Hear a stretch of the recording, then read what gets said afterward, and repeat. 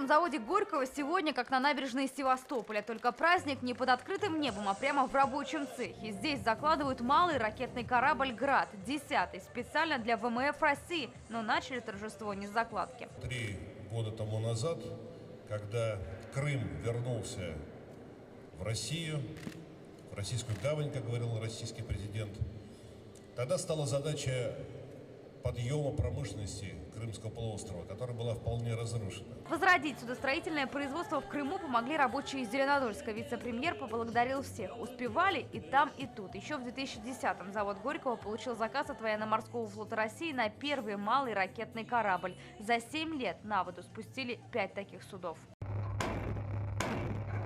Вот они, Углич и Град-Свияжск в деле на учениях в Каспийском море. Примерно таким будет и новое судно. 75 метров в длину, 11 в ширину. Экипаж более 50 человек. Корабли, построенные на этом заводе, уверенно решают задачи и подтверждают преемственность поколений. От кораблей 80-х, 90-х годов до кораблей нашего времени, один из которых сегодня мы закладываем.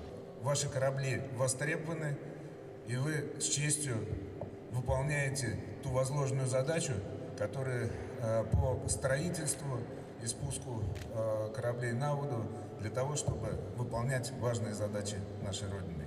Вы его сразу не затягиваете, пускай они его засядут насадят. Сейчас на заводе одновременно строят 5 таких кораблей. Журналистам судно не показывают. Военная тайна. Работы может прибавиться. Производство намерены расширить. На сегодняшний момент крайне важно наращивать и продукцию гражданского назначения. И вы видите, например, здесь 145-й проект, который сделан и в исполнении пассажирском, и даже в VIP-исполнении. Это говорит о том, что сегодня зеленодольские корабелы переходят уже в разряд тех судостроителей, которые способны делать очень качественные вещи для очень придирчивых покупателей.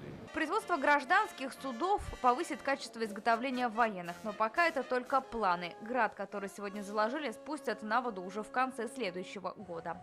Адель Кламиц, Андерсон Тальцев, ТНВ, Зеленодольск.